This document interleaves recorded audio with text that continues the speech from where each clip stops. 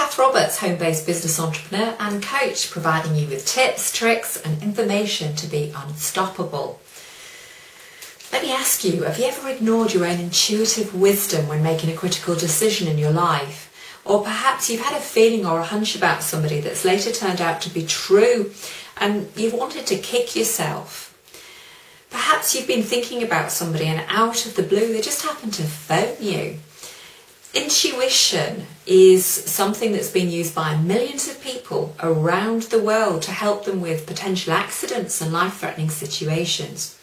And intuition is written about actually in Malcolm Gladwell's best-selling book Blink.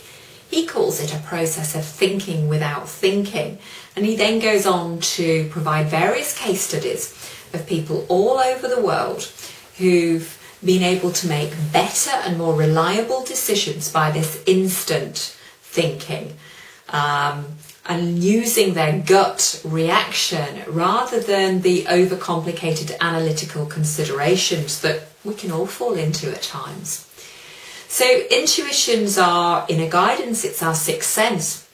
It is a form of intelligence, and whereas logic may be considered to be the attribute of the mind, intuition is actually the attribute of the soul and hence is more reliable. Intuition is not the same as instinct, which is a primal function of the subconscious mind. Intuition is a conscious function.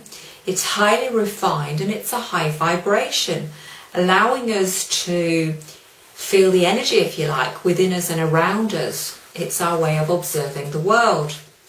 The problem with intuition is that because we can't rationalise it, we just easily dismiss it. Now, we're all born with intuitive knowing, but we get conditioned to live overtly in our minds and through our five senses. So in other words, what we see, what we can hear, what we can touch and feel, and taste and the like. So we tend to, as I say, dismiss anything that we can't rationalise. Now, intuition is whole brain thinking, and intuition also employs our whole body and our spirit. It's a way of being directly informed by our spirit.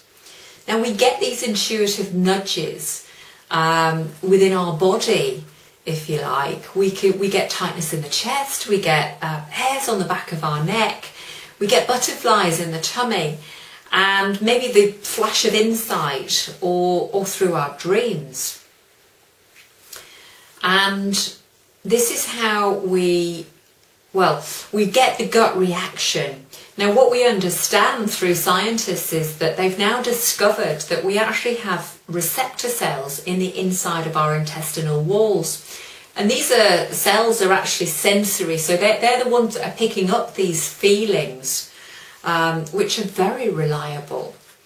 Now, many entrepreneurs, successful entrepreneurs, creative thinkers, scientists, artists, you name it, they've all relied upon their intuitive instinct.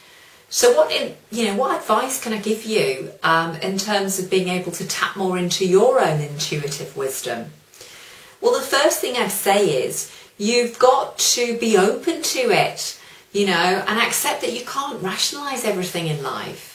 Secondly, you've got to be observant of your body's feelings and reactions, because those are the intuitive nudges, and expect your body to inform you. Third, you've got to trust the information is reliable. And fourth, the more you use it, the better it becomes, and the more evident it becomes in your life. And it's a great way to operate.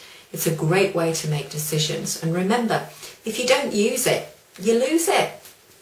Thanks for listening.